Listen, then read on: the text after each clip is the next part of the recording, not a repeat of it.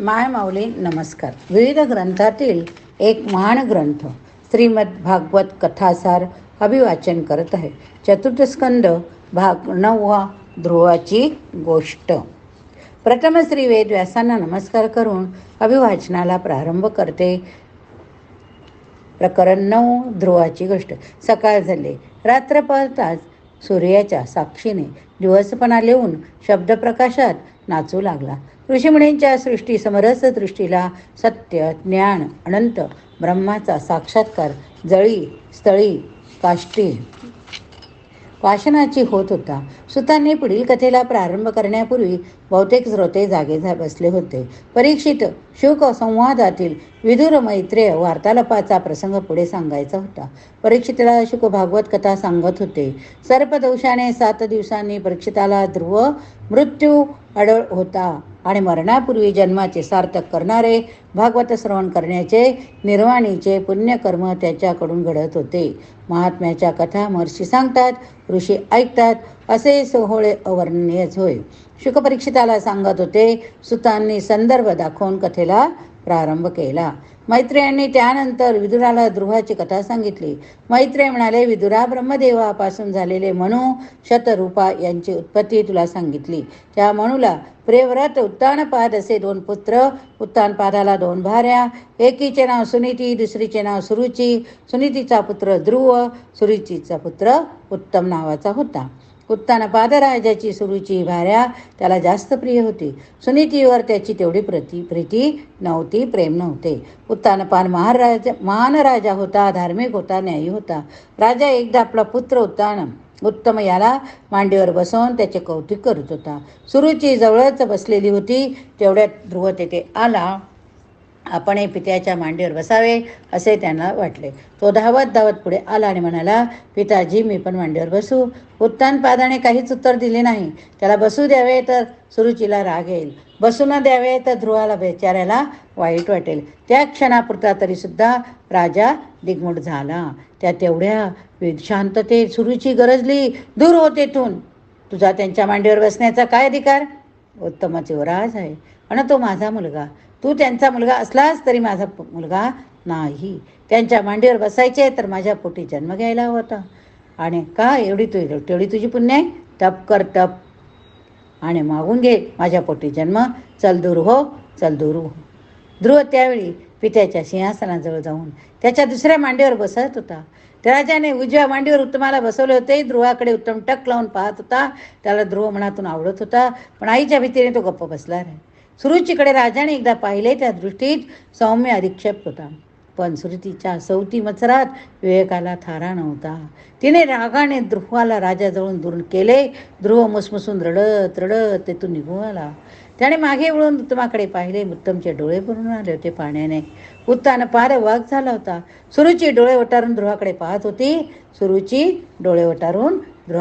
होती. राजमहालातील दासदासी त्याला झाला प्रकार पाहत होत्या. ध्रुवाचे डोळे कोण पुसणार? पिता असून त्याच्याजवळ त्याच्या मांडीवर बसण्याचा अधिकार त्याला नव्हता. ध्रुवाने रडत आईकडे जाऊन म्हटले, आई, मला बाबाच्या मांडीवर बसायचे होते, पण सुरुची आई मला बसू देत नाही ग. पुढचे बोलणे अश्रू तुणक्यात अस्पष्ट झाले. इतर दासींनी सुनीतीला झालेला सारा प्रकार सांगितला. सुनीतीला फार वाईट वाटलं, फार राग आला. सवतीचे शब्द तिने दाशीकडून ऐकले. तिच्या दुःखावर ढांगण्यात उडाल्या. सुनीतीला वाटले, पण त्यांना आवडत नाही. ठीक आहे, पण आपल्या सद्गुणी ध्रुवाला स्वतःजवळ घेण्याचा मोठेपणा त्यांनी दाखवू नये का? ध्रुवाला कुरळून त्याने त्याच्या अश्रू पुशीत सुनीती त्याला म्हणाली, बाळा, दुःख करू नको. मी तर त्यांची पत्नी खरी, पण कुठे विचारतात मला. दाशी इतकी सुद्धा मला किंमत नाही. सुरुचीची बरोबरी मी कशी करणार?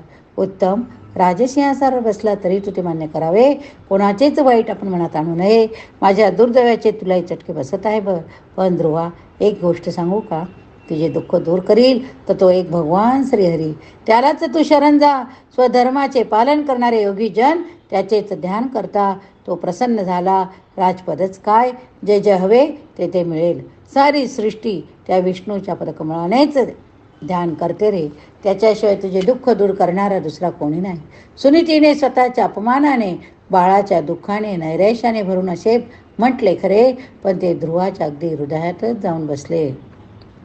आईच्या गळ्याला मिठी मारून तो म्हणाला, अगं आई, मी विष्णूला प्रसन्न करून घेतो.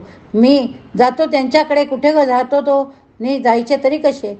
मला अपमान सहन होत नाही. भगवंताजवळच मी सर्व काही मागेन. आई काही करू शकत नाही, बाबाजवळ घेत नाही.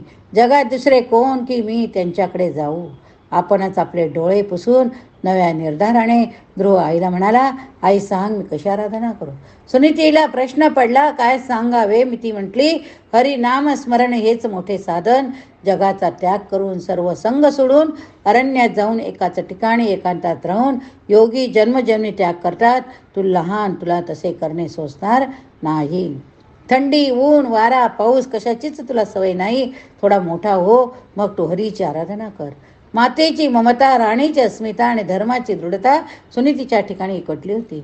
ध्रुवाने आत्ता जाण्याचे ठरवले तर पोरगा दृष्टी आड होईल, कदाचित त्याचे बरे वाईट होईल अशी भीती त्याला वाटली. ध्रुव म्हणाला, पण आई, मी आत्ताच तपश्चर्याला गेलो म्हणून काय बिघडले? मी चाललो येथे अपमानात राहण्यापेक्षा मी वनात जातो. देव भेटल्याशिवाय परत येणार नाही. सुनीतीचा निरोप घेऊन ध्रुव खरोखर निघाला. सर्वत्र हे वृत्त पसरण्यास काय उशीर लागतो? नगरीच्या वेशीपर्यंत त्याला मागे वळण्याचे अनेकांनी अनेक प्रयत्न केले, पण तो थांबला नाही. अपमानाचा घाव जिव्हारी बसला होता. शब्दांना फार तीक्ष्ण धार लागते. ध्रुव राजाची मर्यादा ओलांडून दूर चालला. नारदाने त्याला गाठले. ध्रुवाला त्यांनी सर्व काही विचारले. त्याचा निर्धार पाहून ते म्हणाले, क्षात्रवृत्तीच्या लोकांना अपमान सहन होत नाही, हेच खरे. ते म्हणाले, बाळा ध्रुवा, तुझे वय ते केवढे? या वयात खरे मान अपमान मानायचे असतात. अरे, मुलांच्या इतके क्षमाशील कोण आहेत दुसरे? मोठ्यांच्या चुका मुलांचीच क्षमे मानलेले असतात. एवढेशे कारण धरून तू रागवलास, रडल्यास पुढे कोणाचे अपमान, अपराध तू पोटात घालणार? तुला श्रीहरीकडे जायचं वाटते, पण तो प्राप्त करणे काही सोपे नाही. फार फार घोर अपमान ताप करावे लागते. तू हा वेडा हट्ट सोडणे घरी जा बरे. मोठा हो, परमार्थ करण्याचे वय झाले की मगच तप कर. मनुष्याचे मोठ्या गुणांनी अधिक असणाऱ्यांचा मान ठेवावा. मला तरी तुझा हट्ट म्हणजे लहान तोंडी मोठा घास वाटतो. तू परत जा. माझे ऐक. ध्रुवाने नारदाकडे एकदा रोखून पाहिले. नारदांना कोणते उत्तर द्यावे याचा विचार त्याने केला. आपला सारा निर्धार त्याने आपल्या शब्दात ओतून देवर्षींना म्हटले, भगवन, आपल्या हरिभक्तांचे काज पूर्ण करणारे, त्यांना मार्ग दाखविणारे ना आपण मला प्रारब्ध करणार. आपण भेटला तेव्हा वाटले आता त्या विष्णुपदाचे दर्शन होण्याची आशा अंकुरित झाली. मला हे देवर्षी नारद नक्की उपाय सांगतील, पण आपण तर उलटच सांगता. पण आता मी मागे नाहीच फिरणार. क्षत्रियांची वृत्ती माझ्या ठिकाणी, म्हणून तर म्हणतो की मी आता प्राप्तव्य मिळेपर्यंत थांबणार नाही. सुरुचीने माझा अपमान केला. तिचे शब्द माझ्या हृदयाला घरे पाडित केले. त्या दुःखीत संतप्त हृदयात आपला सौम्य उपदेश कसा ठसणार? मला तिने लोटून दिल्यासारखेच झाले. आता विष्णूकडे जाईन, त्याला प्रसन्न करून घेईन. त्याला म्हणे, देवादी देवा, तूच माझा पिता आहे, तूच माझी माता. तू मला असे अढळ पद दे की तेथून मला कधी कधी कुणीही उठू शकणार नाही. पृथ्वी लहायला जाईल, सूर्यचंद्र विजतील, तारे मंद होऊन त्यांची माती होईल, पण मी स्थिरच राहील. मग कोण मला ढकलेल ते मी पाहीन. सांगा ना नारद, मी देवाचा असे मागणे मागेन तर तो काय देणार नाही? आई तर म्हणते, सर्व काही शक्ती त्याच्याच जवळ आहे. आपण सुद्धा सदानकदा नारायण नारायण म्हणून त्याचेच नाव घेता.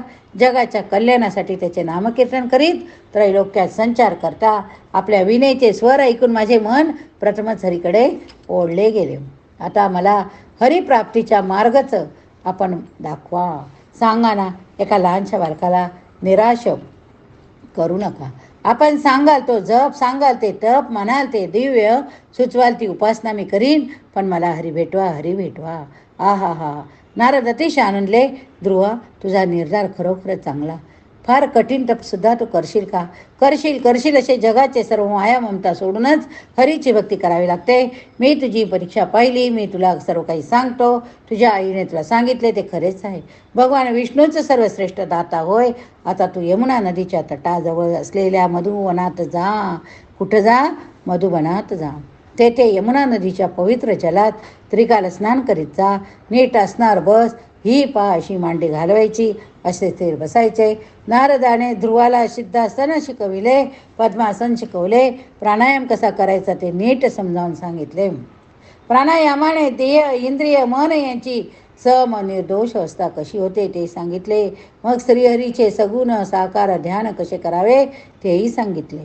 ध्रुव लक्षपूर्वक ऐकत होता, एकटक पाहत होता, साधना समजून घेत होता. दुर्लभ व्यक्ता दुर्लक्ष करू, गुरु दुर्लभ शिष्य दुर्लभ संयोग. नारदाने ध्रुवाला कसे ध्यान सांगितले. मैत्रेय गैरून बोलत होते. विदुर अशनस्त ध्यानस्थ तल्लीन करणार हरिध्यानाचे शब्दमय अमृत केव्हा पटे यासाठी जीवाचे काम कान करून ऐकत होता. शुक शांत भाव न सोडता हे सारे परीक्षिताला सांगत होते. सर्व कथा शौनकादिकांना सांगणारे सूत स्वतःही भावनावस्थेत जाऊन सांगू लागले होते. नारद ध्रुवाला म्हणाला, हे बाळा, विष्णू भगवान कसे दिसतात सांगतो. त्यांचे मुखकमल प्रसन्न दिसते. कृपापूर्ण दृष्टीने ते पाहत असतात. जणू काही ओटांनी वरदान देण्याआधीच डोळ्यांनी वरदान देऊन टाकतात. त्यांचे सरळ नाक सुंदर धनुष्यासारख्या जिवया, गोल अरक्त तेजस्वी गाल फारच मनोहर दिसतात. होठ रेखीव लाल आहेत. सर्व देवता सुंदर खऱ्या, पण विष्णू त्यात सर्वात सुंदर दिसतात. ते तरुण दिसतात. त्यांचे नित्य आनंदपूर्ण दर्शन मनाने क्लेश हरण करणारे, घन सावळ्या तेजस्वी अशा त्यांच्या शरीरावर अपार तेज विलसत असते. श्रीवत्स चिन्ह त्यांनी वक्षस्थळ धारण केलेले, गळ्यात अलंकार वळत आहे. पण खूप मोठी वैजंती माळा त्यात फारच शोभून दिसते. कुंडलाने कर्ण सुशोभित आहे. शिरी मुकुट झगमगट आहे.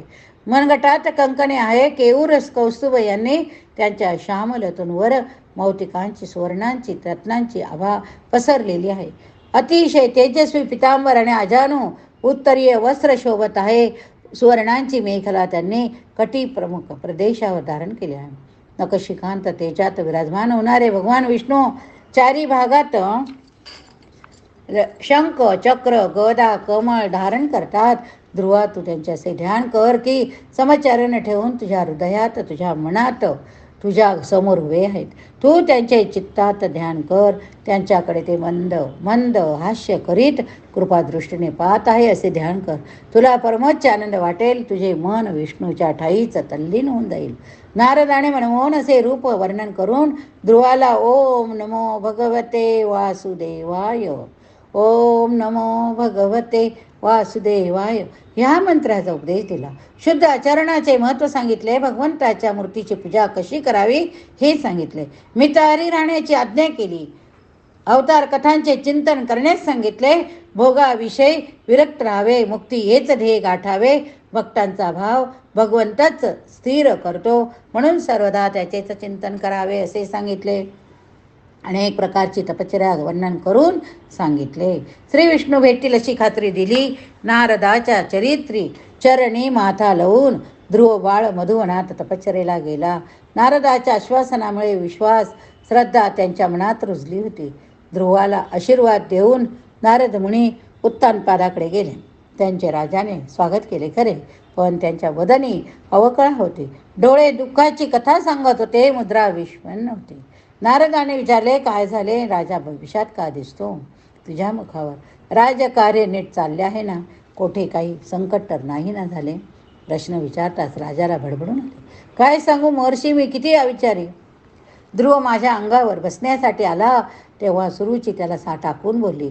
बिचारा रडत रडत निघून गेला तो राज्यात सोडून गेला हो. अरण्यात गेला हे कळले. त्याला विष्णू प्रसन्न करून घ्यायचा हे म्हणे. मी त्याचवेळी सुरुचीला अडवले असते तर बरे झाले असते. पत्नीच्या नादाने मी माझ्या मुलाला मात्र घालवून दिले. आता त्याचे काय होणार कोण जाणे. राजाने आपले मन मोकळे केले. पुन्हा एकदा दुःखाचा उमाळा त्याला आला. नारद त्याला म्हणाले, राजा खंत करू नको. ध्रुवाचे रक्षण देव करील. तुला त्याचा प्रभाव माहीत नाही. त्याची यशोगान साऱ्या जगात आहे. तो महाप्रभावी मुलगा आहे. लोकपालनासही जे करता येणार नाही ते दुष्कर काम करून तो परत येईल. तुझी कीर्ती वाढवील. शोक करू नको. उत्तानपाद राजाचे मन राजकार्यातून उडाले. नारद तेथून निघून गेले. त्यांचे तेथील कार्य झाले होते. ध्रुवाच्या तपश्चर्येवर सतत कृपादृष्टी ठेवण्याचे कार्य मात्र राहिले होते. अशा महान साधनांकांना हरिभग दर्शन घडविणे हे देवर्षीचे कार्यच होते. ध्रुवाने अत्यंत निष्ठेने तप केले. महर्षी महिने त्याने व्रत केली. वर्षानुवर्ष मन एकाग्र करून निराहारी राहून विष्णूची आराधना केली. सर्व प्रकृतीचा तत्वता लय करून त्याचे विश्वासी आपले तादात्म्य साधले. पूर्ण प्राण मनोजय केला. त्याने समष्टी प्राणासी आपले प्राण एकसंग केले आणि त्याचे सामर्थ्य एवढे वाढले की त्याने श्वास कोंडला आणि सर्व देवतांची गती खुंटून गेली. सर्व देवता विष्णूला शरण गेल्या. आपली रक्षण करण्यासाठी त्यांनी भगवंताला प्रार्थना केली. सर्व देवतांना विष्णूला शरण गेल्या. आपले रक्षण करण्यासाठी त्यांनी भगवंताला प्रार्थना केली. आता भगवंताला काय प्रार्थना केली ते आपण ध्रुवाची गोष्ट भाग 1 इथं संपवून उर्वरित भागामध्ये आपण काय प्रार्थना केली ते बघूया.